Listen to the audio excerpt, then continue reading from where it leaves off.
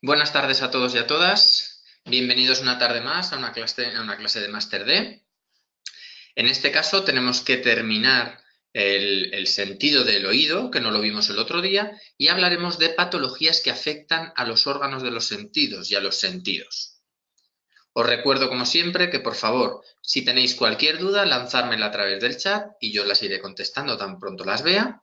Y por otro lado, os recuerdo también que la clase está siendo grabada, de forma que luego tendréis acceso a ella para verla tantas veces como queráis en el propio campus. Vale. Vamos a comenzar.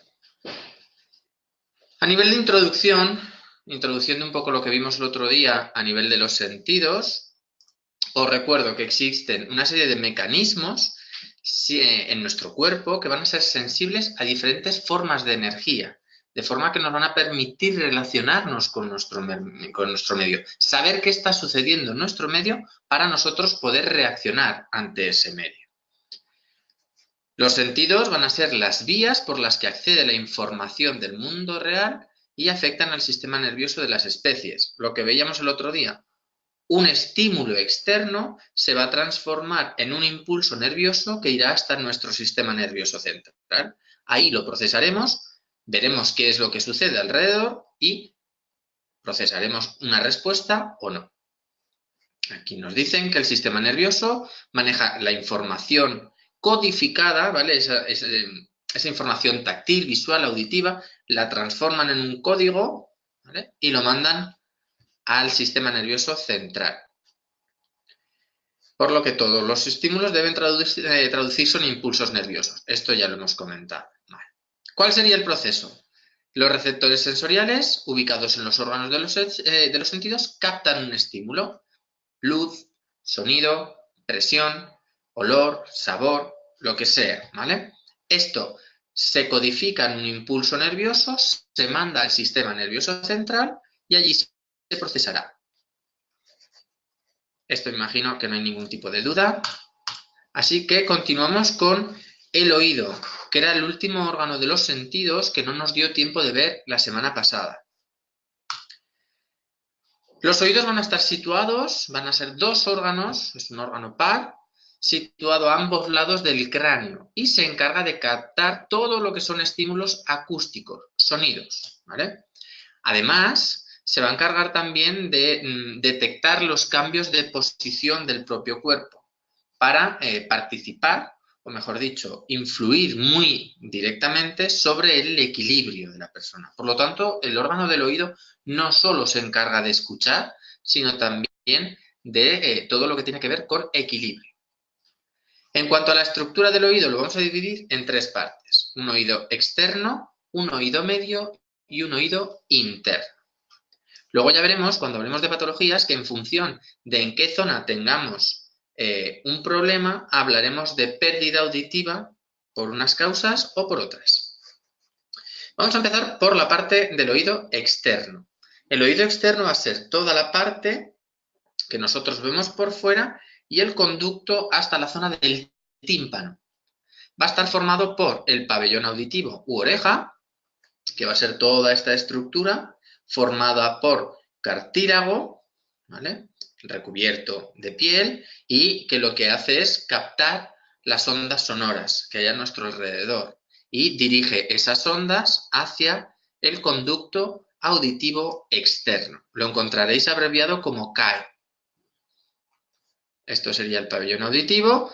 Aquí os he puesto una imagen en la que veis diferentes nombres de las diferentes estructuras. Por si alguna vez escucháis la parte del trago de la oreja, que sepáis lo que es. Sería este trocito de cartílago que tenemos aquí delante. Y el antitrago sería el que se vaya más hacia atrás.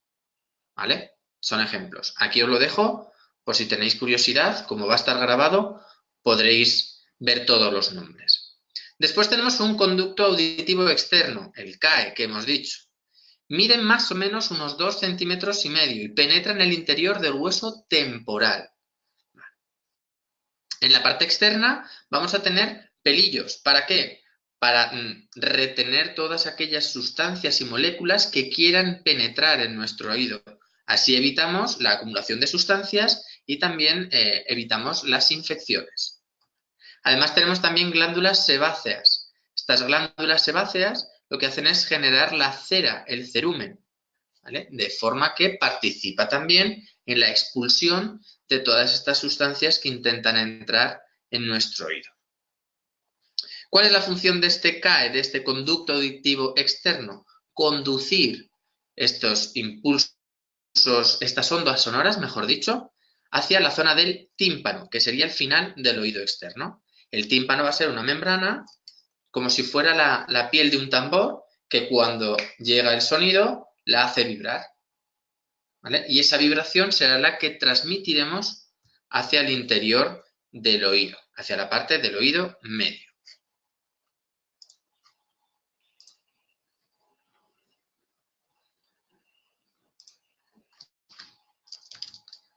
Un segundo.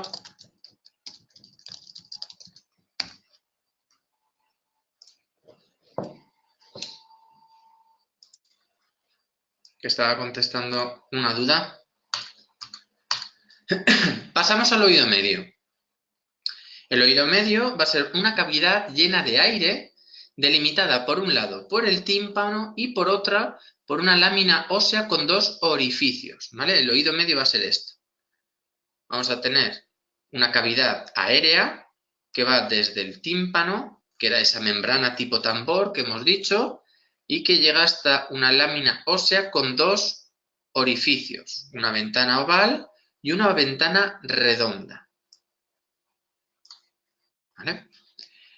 En esta zona está lo que se llama trompa de Eustaquio, que comunica lo que va a ser el oído con toda la zona, ¿vale?, de la garganta, por así decirlo, ¿vale?, de la faringe.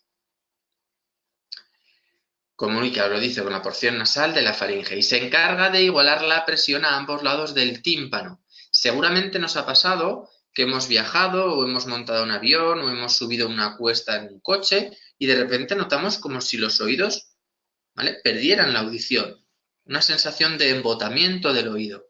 Y de repente bostezamos y al bostezar, como es que se destaponan los dos oídos. Se debe a que a través de esta trompa de Eustaquio equilibramos las presiones entre el medio externo e interno y entonces evitamos ese tipo de sensaciones. En el oído medio, además, vamos a encontrar la cadena de huesecillos, 3 en concreto. El martillo, el yunque y el estribo, ¿vale? El martillo sería este de aquí, el yunque y terminamos en el estribo. Esta cadena de huesecillos lo que hace es transmitir este impulso, esta onda sonora, esta vibración que hemos generado en el tímpano, la vamos a conducir a través de ellos hasta la ventana oval. ¿De acuerdo? De forma que la vibración del tímpano hará vibrar el martillo golpeará, digamos, en el yunque, de ahí lo de martillo y yunque, y este yunque dirigirá la vibración hacia el estribo, conduciéndolo hasta la ventana oval. Si veis que paro un momentito, que me quedo callado, es porque contesto preguntas, ¿de acuerdo?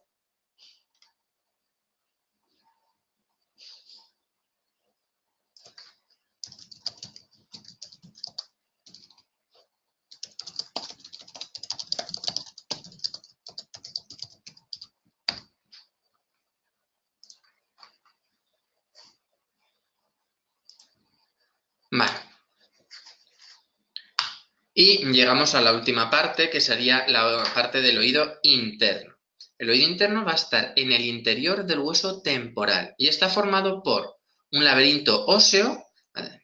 Para que lo entendamos es como una caja ósea, ¿vale?, que va a recubrir todo, y un laberinto membranoso, ¿vale?, una capa más blandita, más membranosa que va a ir por la parte interna. Vamos a ir viendo. Dentro del laberinto óseo podemos dividir 3 regiones. Una donde van a estar los canales semicirculares, que van a ser estos de aquí. Una parte vestibular, que va a ser como la entrada, el vestíbulo del oído interno. y luego una parte que es lo que vamos a conocer como cóclea o como caracol, ¿vale? Veis que tiene esta forma así de espiral.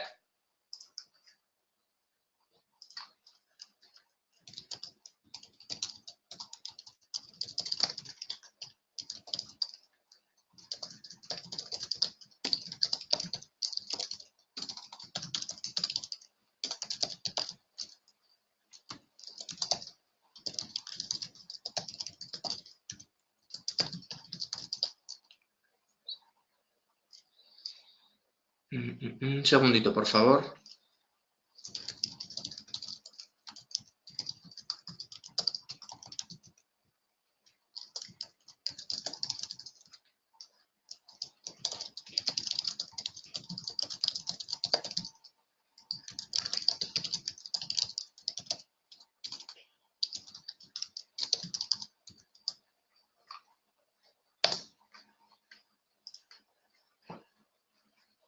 Vale, perfecto. Disculpad. Retomamos. Teníamos tres partes. Una que van a ser los canales semicirculares, una parte vestibular y una parte coclear o caracol. La parte de los canales semicirculares, esta de aquí, vale, son tres estructuras con forma de anillo, podríamos decir, que van cada una en una dirección. Una va en una dirección vertical, otro va en una dirección más horizontal y otro va más en una posición más oblicua. Esta estructura va a ser la que se encarga del equilibrio, de detectar en qué posición estamos. ¿Cómo funciona? Muy sencillo. Estos canales van a estar rellenos de un líquido y para que lo entendáis, dentro de ese líquido va a haber como una especie de pozos, como si hubiera un poquito de arena, de forma que cuando nosotros nos colocamos en una posición, los pozos dentro de cada anillo se van a colocar de una determinada forma.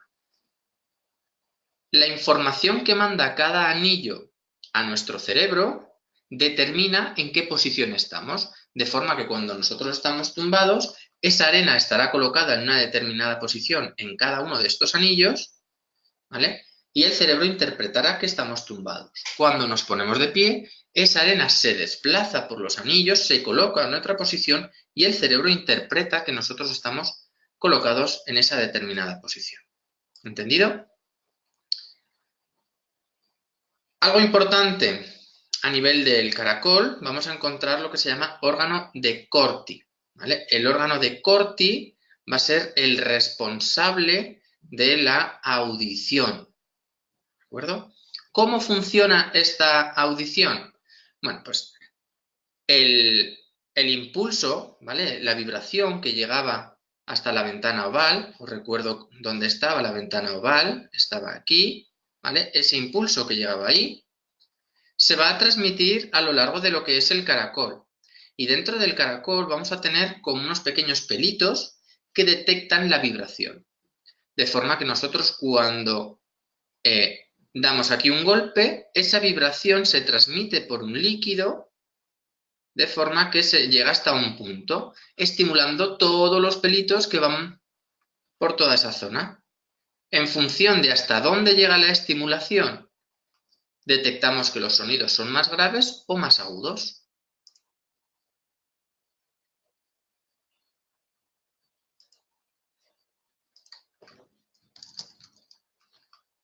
Un segundo.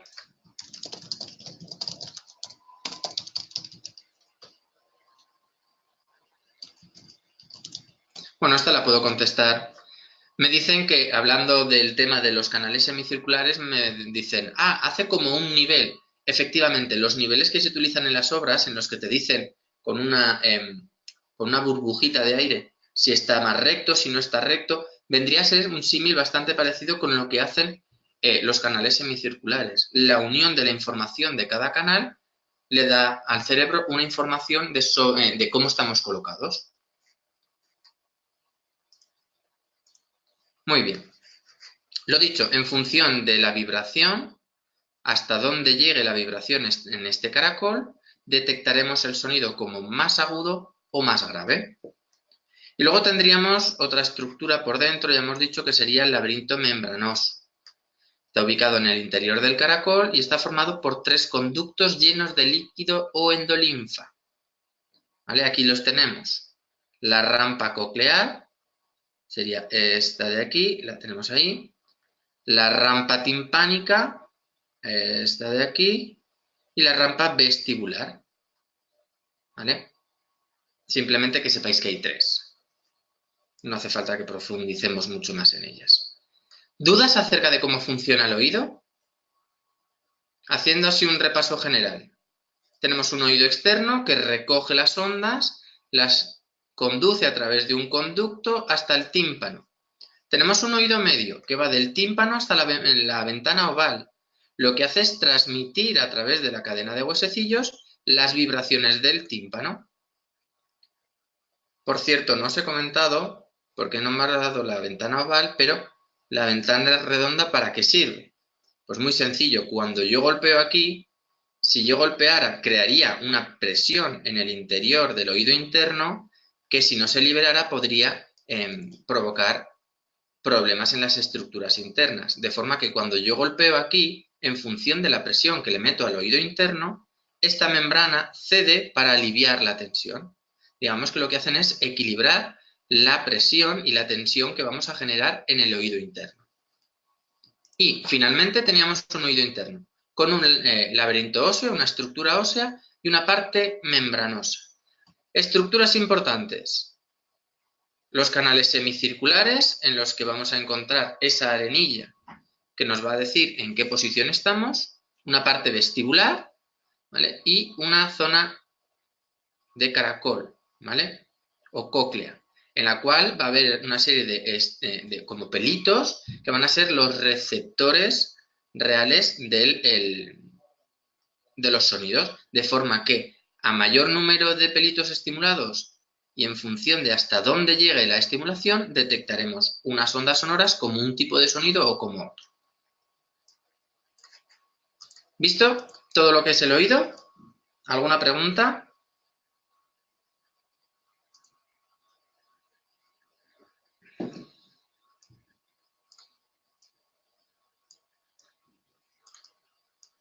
Vale.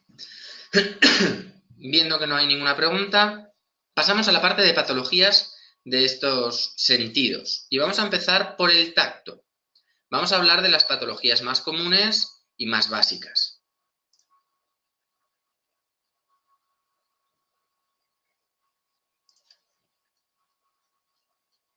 Vale, me hacen una pregunta y es cuando ponen una prótesis externa, ¿es una cóclea?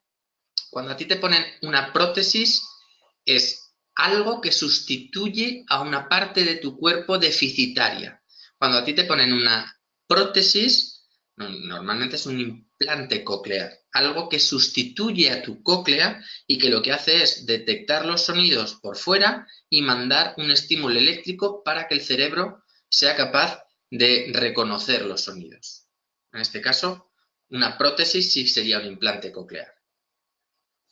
Un audífono ya no sería una prótesis, sería más una órtesis, sería una ayuda, algo que te facilita el escuchar, ¿vale? Tu cóclea todavía es capaz de generar esos impulsos, pero por lo que sea, no llegan bien. Entonces necesitamos ese receptor que amplifica las ondas. ¿Entendido? Muy buena pregunta, María. Bueno, pues vamos a la parte de patologías del tacto. Vamos a ir viendo algunas. Vamos a empezar con la analgesia.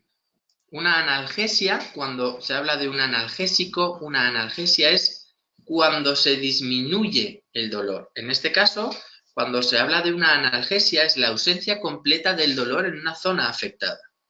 Cuidado, no estamos hablando de pérdida de sensibilidad, estamos hablando de pérdida de dolor.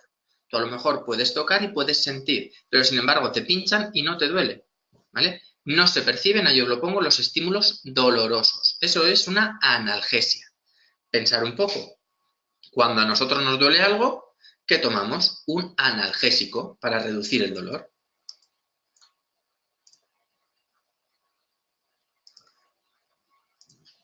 Luego tendríamos, esto es curioso, agrafoestesia. Agrafoestesia, ¿qué significa? Tú tienes tacto, pero eres incapaz de reconocer cuando todos hemos jugado seguramente, ahora que estamos en verano en la piscina, hacer letras o números en la piel de algún compañero y a veces acertamos, otras no. Pues la agrafoestesia es la incapacidad para reconocer táctilmente números y letras que se escriben en la piel. Esto nos puede dar idea de que a lo mejor tenemos alguna pérdida de sensibilidad, porque no somos capaces de reconocer el tipo de estímulo que nos están generando. Luego tenemos la astereognosia. Astereognosia es la incapacidad para reconocer objetos por el tacto. La esterognosia es el conocimiento de los objetos a través de sus características. Tú ves un objeto y reconoces qué es ese objeto. La astereognosia es la incapacidad para reconocer por el tacto los objetos. Por ejemplo, cuando una persona ha sufrido un ictus, hay veces que tiene problemas para reconocer objetos y una de las cosas que se suele hacer es meter dentro de una bolsa objetos cotidianos, pues por ejemplo un peine, una cuchilla de afeitar, yo que sé, una pasta de dientes, un cepillo, cosas así, objetos cotidianos, y la persona tiene que meter la mano dentro de la bolsa y por el tacto ser capaz de reconocer el objeto. Pues bien, cuando se sufre una astereognosia, no se reconocen estos objetos. Luego tenemos la anestesia. La anestesia es la ausencia completa de sensibilidad.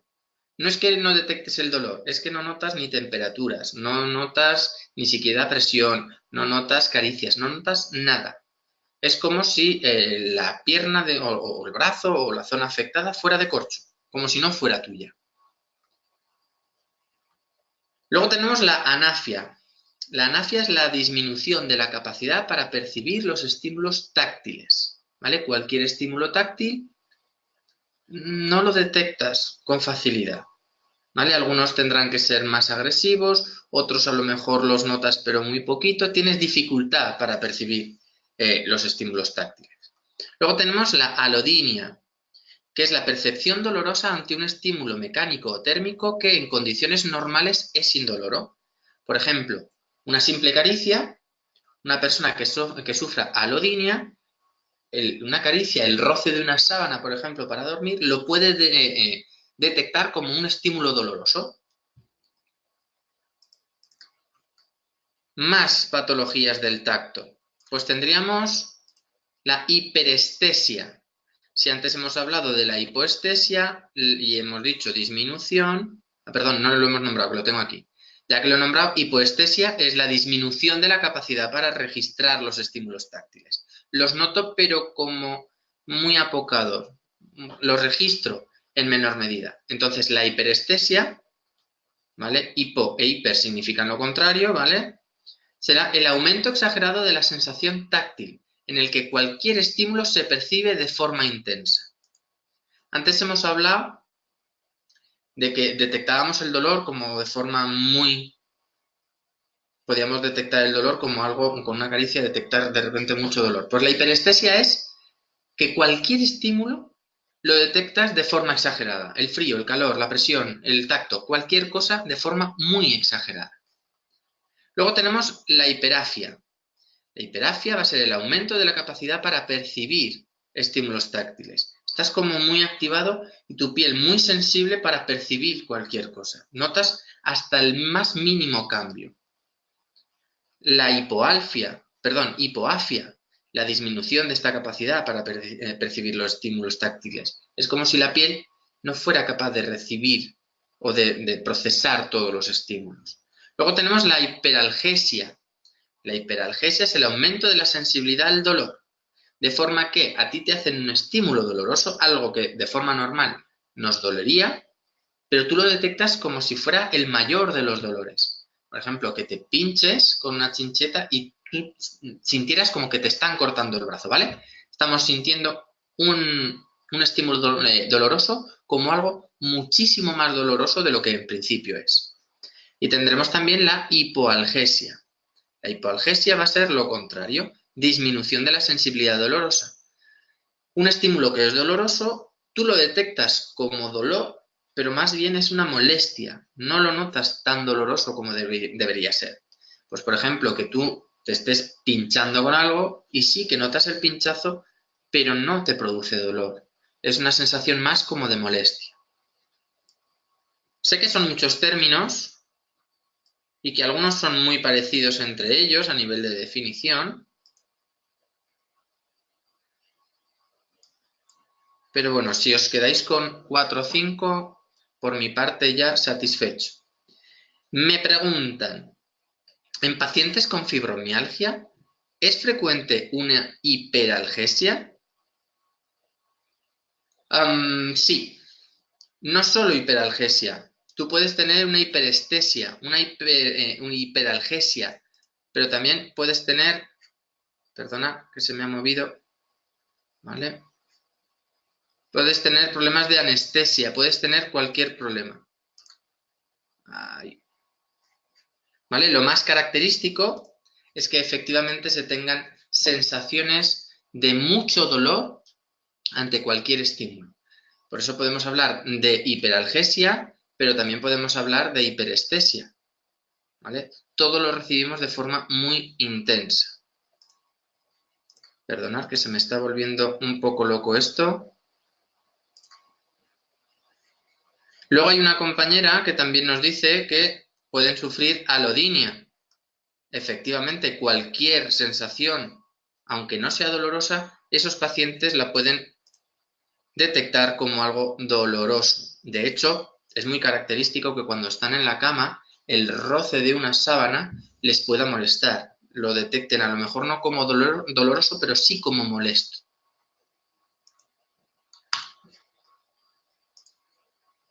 ¿Entendido?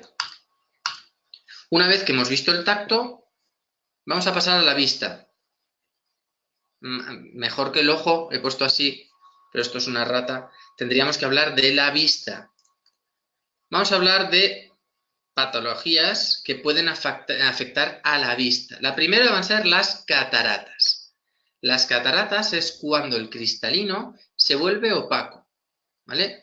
Normalmente, ¿cuáles son las causas? Por problemas de envejecimiento, pero también por problemas congénitos, ¿vale? E incluso hereditarios. Muy bien. ¿Qué pasa si el cristalino se vuelve opaco? Fijaros aquí cómo se ve como si fuera, en lugar de ser translúcido y dejar pasar la luz de forma clara, esto es como si tuviéramos un plástico delante de nuestro ojo que nos impide ver con claridad, ¿vale?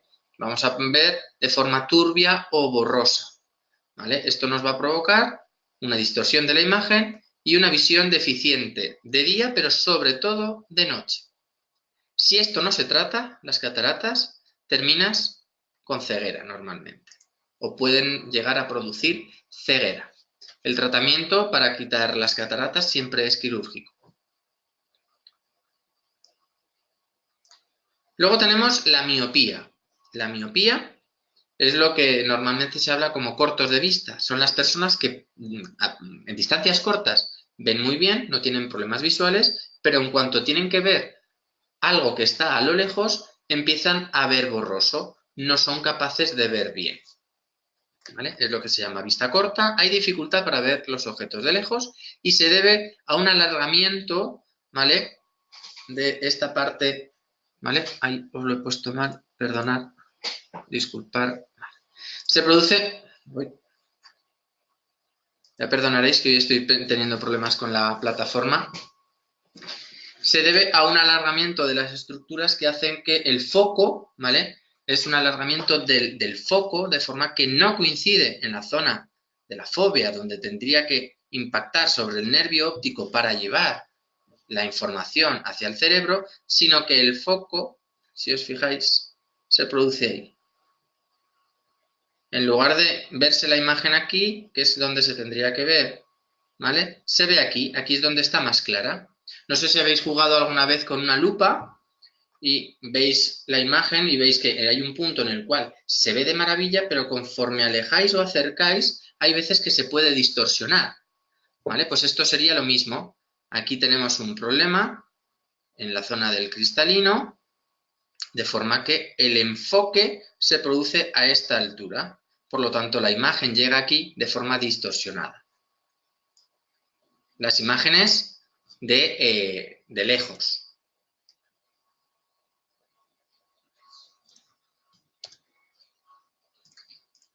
¿Vale? Aquí. Seguimos. Luego tenemos la hiperopía, que es lo mismo que la hipermetropía. Esto va a ser lo contrario. El foco antes lo teníamos aquí, en la hipermetropía lo tenemos ahí, de forma que no vamos a poder ver los objetos que tenemos cerca. Los de lejos no tenemos ningún problema, pero somos incapaces de enfocar los objetos que tenemos cerca, de forma que el foco se produce ahí. Aquí lo vamos a ver de forma distorsionada. ¿Cuáles son las causas? Normalmente un acortamiento del globo ocular y la proyección de la imagen por detrás del plano de la retina. ¿Vale? Y aquí os pongo también que es de carácter normalmente hereditario. La miopía también, por desgracia. Aunque cada día más hay más problemas oculares por el tema de las pantallas. Trabajo en ordenador, móviles, tablets y todo esto. Hacen que normalmente generen mucha miopía porque estamos acostumbrados al ojo a trabajar muy de cerca y cuando tenemos que mirar a lo lejos hay veces que empezamos a perder la capacidad de enfocar y empieza a haber muchos problemas de miopía.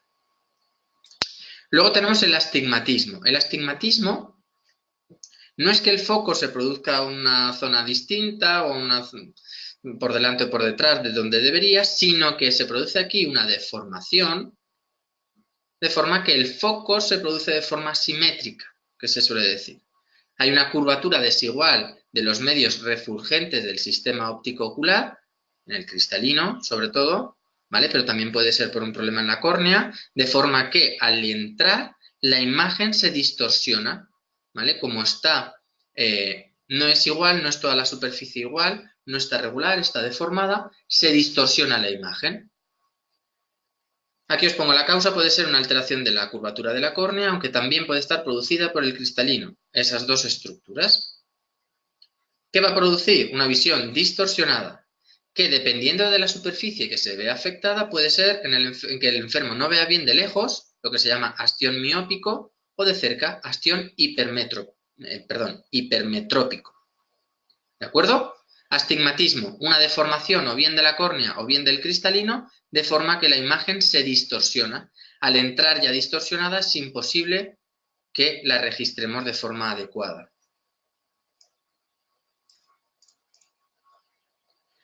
Luego tenemos la presbiopía, lo que también vais a encontrar como presbicia. Es la incapacidad para cambiar el foco y acomodarse debido a la rigidez del cristalino. El cristalino, os recuerdo que es una lente que iba unida a unos músculos y que en función de dónde queríamos mirar, esos músculos tenían que tirar de ese cristalino para deformarlo un poco y ser capaces de acomodar la vista y enfocar una imagen. Pues bien, si este cristalino se vuelve muy rígido y por mucho que tiremos no se produce esa deformación, vamos a ser incapaces de regular esta acomodación, ¿vale? Esto se manifiesta con una incapacidad para formar una imagen retiniana nítida de los objetos próximos, ¿vale? Sobre todo va a afectar a la vista más de cerca. Suele ser una alteración fisiológica que se manifiesta a partir de los 40 años, ¿vale? Es una patología asociada sobre todo a la edad. A mayor edad, mayor riesgo de presbicia. ¿De acuerdo? Y luego se ha metido también otra patología, que es el glaucoma, que seguro que lo habéis oído. El glaucoma es una pérdida de visión, o produce una pérdida de visión, mejor dicho, por el aumento de la presión en el humor vítreo, ¿vale? El humor que teníamos en la cámara posterior del globo ocular, lo cual produce una lesión irreversible, ¿vale? Y progresiva de lo que es la retina y en concreto de la zona que va a parar al nervio óptico. Si este nervio óptico no funciona, no está bien, es imposible que mande la señal hacia la zona del cerebro. ¿Cuáles serían las causas para tener un glaucoma? Un aumento sobre todo de la presión intraocular, este es el mayor riesgo. Hay diferentes causas por las cuales puede aumentar esta presión intraocular. Una de las principales es la diabetes. Luego también puede venir por problemas vasculares, incluso por predisposición genética. Si en tu familia ya tienes gente con problemas de glaucoma, habrá que controlar esta presión intraocular porque tú también tienes muchas papeletas para sufrir el mismo problema.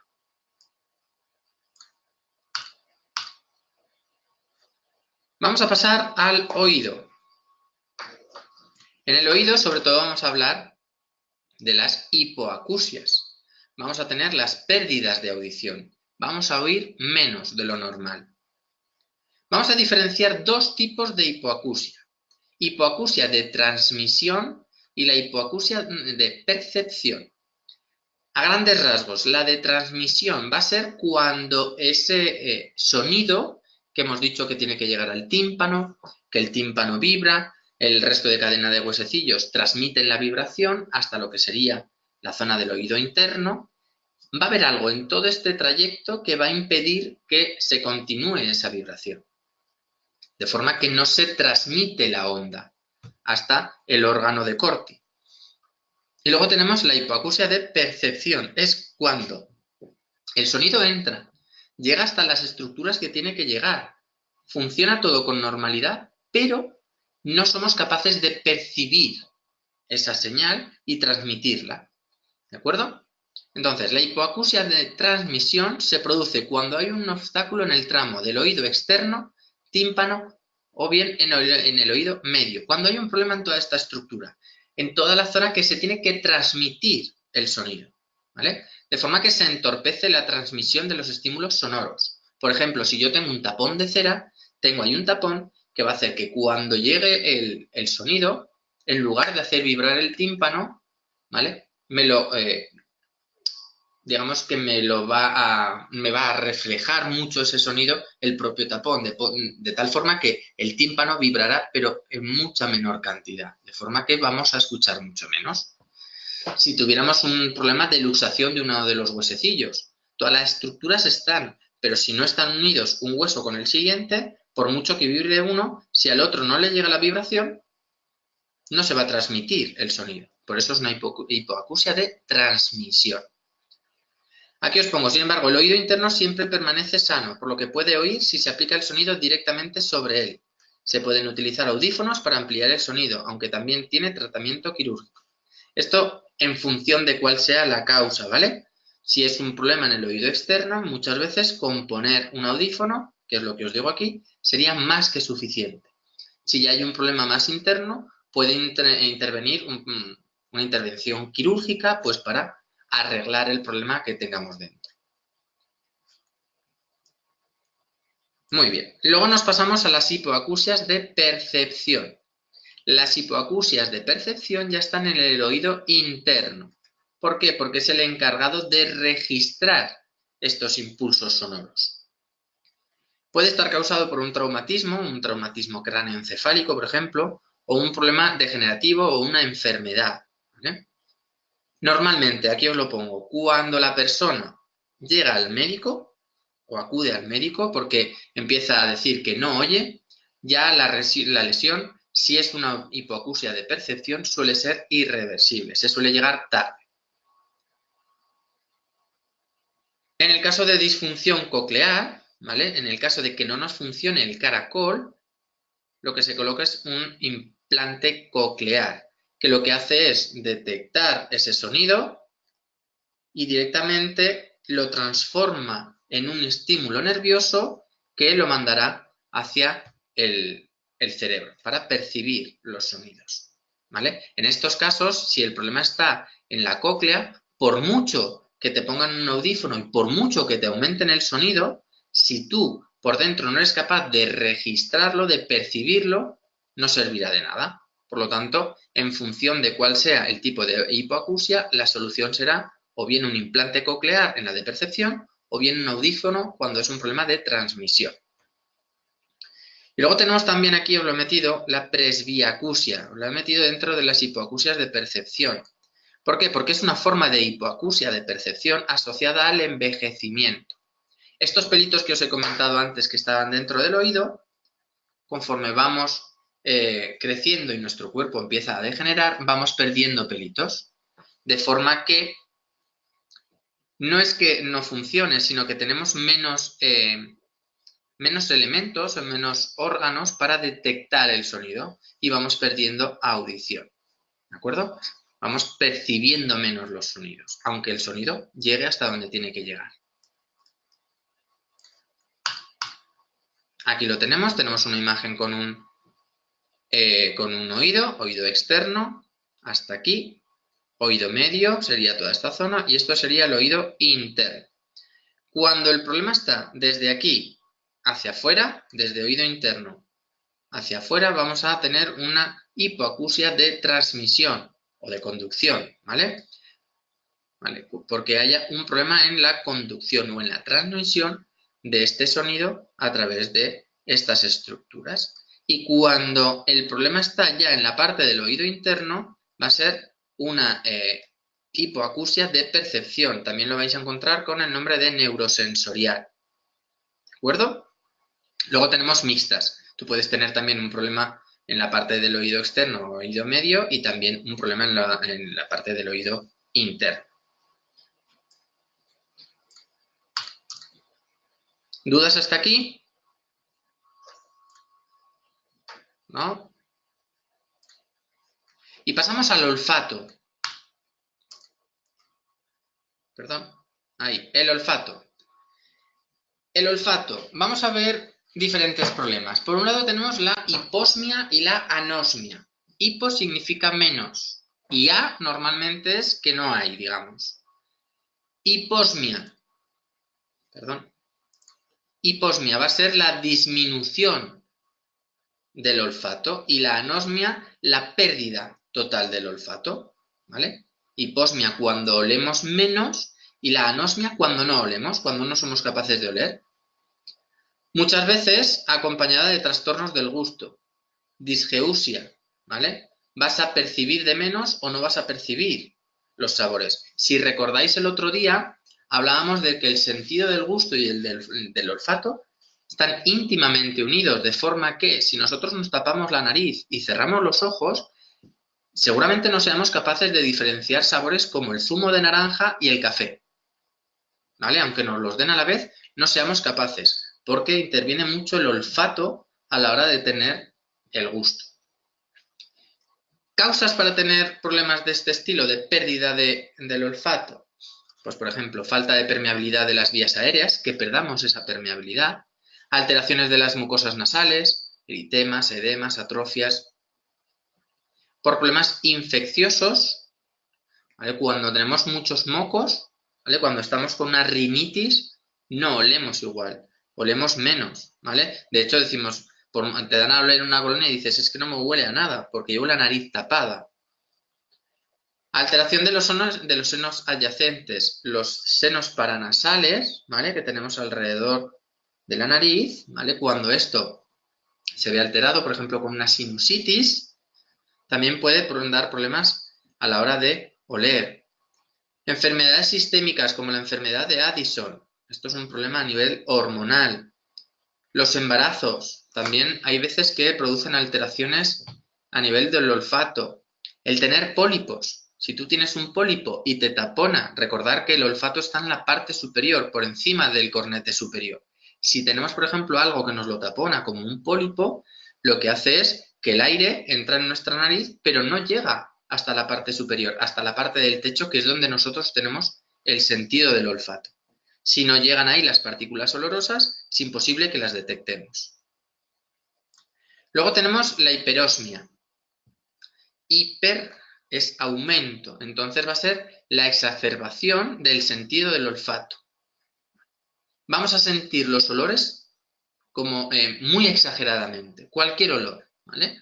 Ahí lo decimos, se puede definir como que tiene olores demasiado fuertes o que tiene el olfato demasiado sensible. Cualquier olor, por pequeño o suave que sea, lo detecta como algo exagerado. ¿Cuáles pueden ser causas? Enfermedades sistémicas y enfermedades de origen psicogénico o histérico, a nivel ya más psicológico y mental. Y luego tenemos también la parosmia. La parosmia es muy curiosa. Se suele definir como oler olores falsos que no existen, ¿vale? Pero que son muy desagradables. En concreto hay un tipo de parosmia que se llama cacosmia. La cacosmia es el oler continuamente a heces. Vulgarmente se huele a mierda, ¿vale? Es continuamente un olor muy desagradable. Este tipo de olores pueden ser, y además son falsos, ¿vale? No están en el ambiente, pueden ser intermitentes o continuos. Tú puedes en un momento dado oler de forma muy desagradable como a basura, aunque no exista nada a tu alrededor, o puede ser un olor permanente. ¿Cuáles pueden ser las causas? Pues a nivel psicógeno, a nivel ya más psicológico y psiquiátrico, y también debido a infecciones, una vez que has pasado una infección.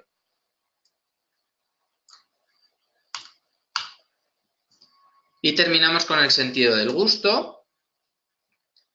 Tenemos la hipogeusia, hipo, disminución, geusia del sabor, ¿vale? Del gusto. Entonces, una hipogeusia va a ser una disminución del sentido del gusto. Importante, os lo pongo aquí, no suele ser permanente, suele ser temporal, con escasa capacidad para diferenciar los sabores básicos. A lo mejor te dan dos sabores, dos cosas muy distintas, pero no eres capaz de diferenciar si es dulce, si es salado, lo detectas un poco todo parecido, ¿vale? ¿Cuáles pueden ser causas de esta hipogeusia? Consumo de fármacos, consumo de drogas, sobre todo tabaco y alcohol. Las personas que fuman, cuando dejan de fumar, suelen decir que de repente recuperan sabor, que las cosas les saben mal. ¿Por qué? Porque precisamente el consumo de tabaco produce una hipogeusia, disminuye tu capacidad para sentir los sabores. También puede estar provocado por el envejecimiento, por intervenciones quirúrgicas que te puedan tocar alguno de los nervios que van a parar a la lengua y que detectan el sabor, y también problemas infecciosos. Una vez vista la hipogeusia, pasamos a la ageusia. A es ausencia, pérdida, ¿vale? Entonces la ageusia va a ser la pérdida total del sentido del gusto. Va asociado normalmente con una pérdida de apetito en muchos casos. Por lo tanto, se puede llegar a poner en peligro la vida, porque si no te saben a nada las cosas, empiezas a tener menos interés por la comida. Y al perder interés por la comida, puedes terminar teniendo problemas de malnutrición o desnutrición. Causas de estas ageusias: el envejecimiento, las parálisis de Bell, la parálisis, por ejemplo, es muy típica afrígore, no sé si sabéis lo que significa. La parálisis de Bell es la parálisis del nervio facial. El nervio facial también va a parar a la lengua, recoge información sensitiva de la lengua. Y he dicho que se suelen dar afrígore porque es muy típico, por ejemplo, ahora en verano te montas en un tren o en un autobús, tienes el aire acondicionado a tope directamente en la cara y te puede producir esa parálisis del nervio, ¿vale? Por eso os he dicho lo de afrígore, con frío, ¿vale? Pues una parálisis de Bell te puede dar problemas de ageusia. Traumatismos craneoencefálicos, intoxicaciones, tanto por fármacos, que os lo pongo aquí, como también por drogas o por sustancias tipo metales, cosas así. Luego tenemos la disgeusia. Disgeusia es una distorsión del sentido del gusto, ¿vale? Suele ir asociado a la percepción de un sabor desagradable, característicamente un sabor metálico, rancio, ¿vale? Por ejemplo, es muy característico que al tomar algo dulce, al echar azúcar en la boca, tienes sensación de sabor amargo. Por eso se habla de una disgeusia, distorsionas los sabores. Es muy característico en los pacientes que están recibiendo quimioterapia y radioterapia. Ese sabor metálico en la boca. Luego también una de las causas serían las infecciones a nivel bucal. Luego tenemos también la fantogeusia. La fantogeusia para que os acordáis, acordaros de fantasma, es la percepción repentina de sabores amargos sin la presencia de estímulos, es decir, es como un sabor fantasma. No te has metido nada en la boca, no tienes ningún estímulo externo que pueda estimular un sabor, sin embargo, tú de repente tienes un sabor amargo en la boca. Por eso se habla de fantogeusia, como si fuera un sabor fantasma. ¿Cuáles pueden ser las causas? Algo importante. No es una percepción continua ni continuada en el tiempo, sino que suele ser una percepción temporal.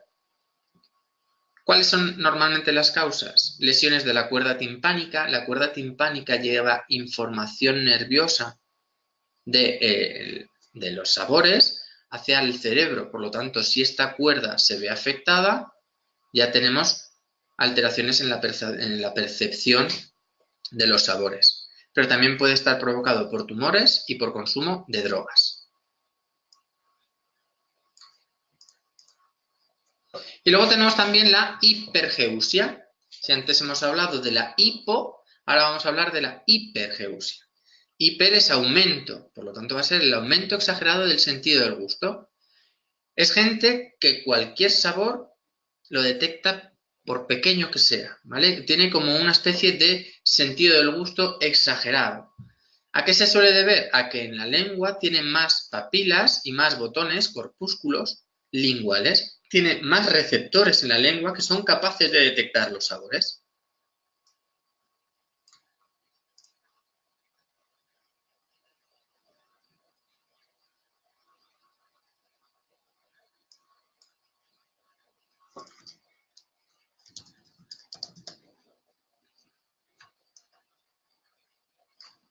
Un segundo.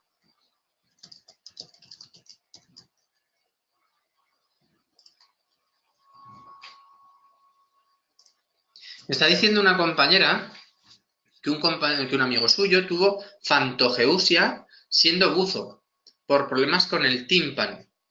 Si os fijáis, hemos dicho que la fantogeusia está asociada con lesiones de la cuerda timpánica, con una estructura que pasa por la zona timpánica. Por lo tanto, al meterte a ciertas profundidades te puedes producir por la presión una serie de lesiones a nivel interno de oído, lesionar esta cuerda y entonces tener problemas con el gusto. Y nos corroboran que fue temporal. Efectivamente, yo os decía que suele ser un problema más temporal.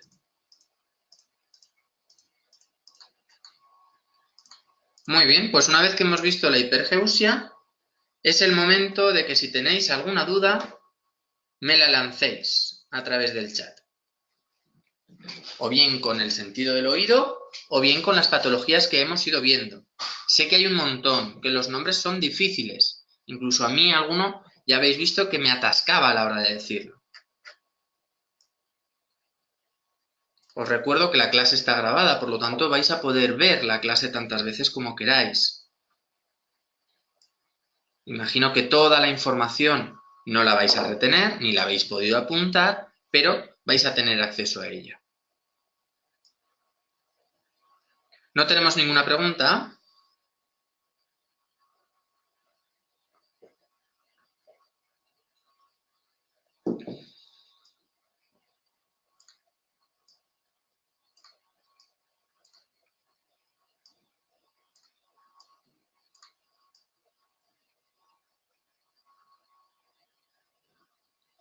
¿No hay ninguna?